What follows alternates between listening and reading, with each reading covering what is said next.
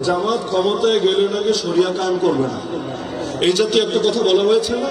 ওদেরকে ধরে জিজ্ঞেস করেন, পাগল শরিয়া বলতে বুঝিস কি? আগে ক্লিয়ার কর। শরিয়া মানে খালি চোরের হাত কাটা?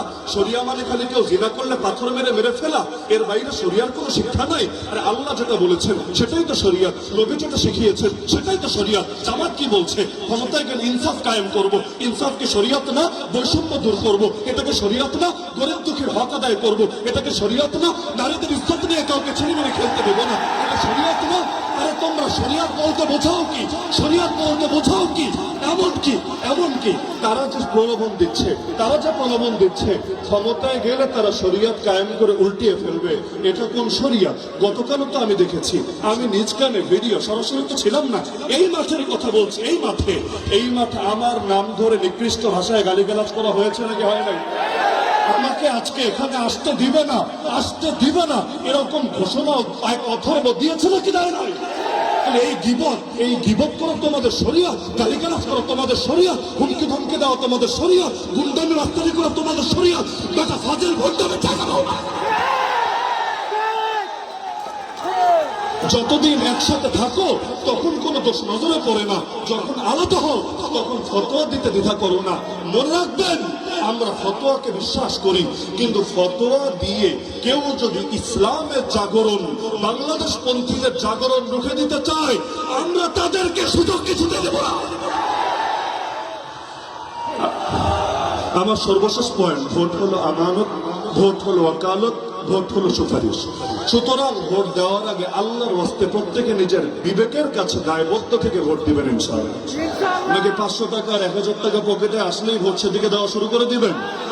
কেউ যদি টাকার বস্তা নিয়ে নামেও, ইতিমধ্যে হয়তো নেমে গিয়েছেও, টাকার বস্তা নিয়ে নামলেও যদি আপনাদেরকে 500-1000 দিয়ে বলে এটা হাদিয়া দিলাম, ভোটটা আমাদেরকে দিয়ে দিও, আপনি মাথার মধ্যে রাখবেন, হ্যাঁ হাদিয়াই যদি দাও, ঘোষণা হাদিয়াই যদি দাও, হাদিয়া দেওয়া সুন্নাত, হাদিয়া নেওয়া সুন্নাত, কিন্তু হাদিয়ার তো আর বিনিময় হয় না।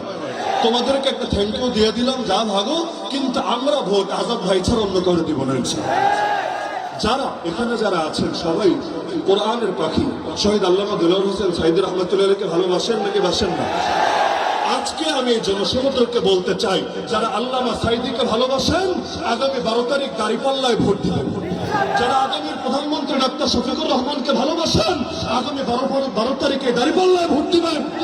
যারা কওমি অঙ্গনের সবচাইতে বলিষ্ঠ কণ্ঠস্বর শেখুল হাদিস আল্লামা মামুনুল হক সাহেবকে ভালোবাসেন, তার প্রতিনিধিত্ব একটু আগে বলে গেলেন হযরত ওবায়দুল কাদের নদভী সাহেব, আপনারাও দাঁড়িপাল্লায় ভোট দিবেন। যারা আমাকেও ভালোবাসেন, প্রত্যেকে দাঁড়িপাল্লায় ভোট দিবেন। দাঁড়িপাল্লা ইনসাফের প্রতীক, দাঁড়িপাল্লা ন্যায়ের প্রতীক। দাঁড়িপাল্লাকে জয়যুক্ত করলে ইনশাআল্লাহ আগামীর বাংলাদেশ চাঁদাবাজদের হাতে যাবে না, খুনিদের হাতে যাবে না, টেম্পো স্টাফদের হাতে যাবে না। আল্লাহ আমাদের সবাইকে 12 তারিখ বিজয় অর্জন করে বিজয়ের মিছিল করতে করতে ঘরে ফেরার তৌফিক দান করুন। আজকে সর্বশেষ দিনের সর্বশেষ নির্বাচনের জনসভায় এই আলাপটা আমি রেখে গেলাম, এবং পরবর্তীতে আসবো সেটা মিষ্টি খেতে ইনশাআল্লাহ। বিজয়ের মিষ্টি খাওয়াবেন ইনশাআল্লাহ। মিষ্টি খাওয়ানোর জন্য যেটা করা লাগে সেটা করে দেখিয়ে দিবেন। আল্লাহ সবাইকে তৌফিক দান করুন। আসসালামু আলাইকুম ওয়া রাহমাতুল্লাহি ওয়া বারাকাতুহু।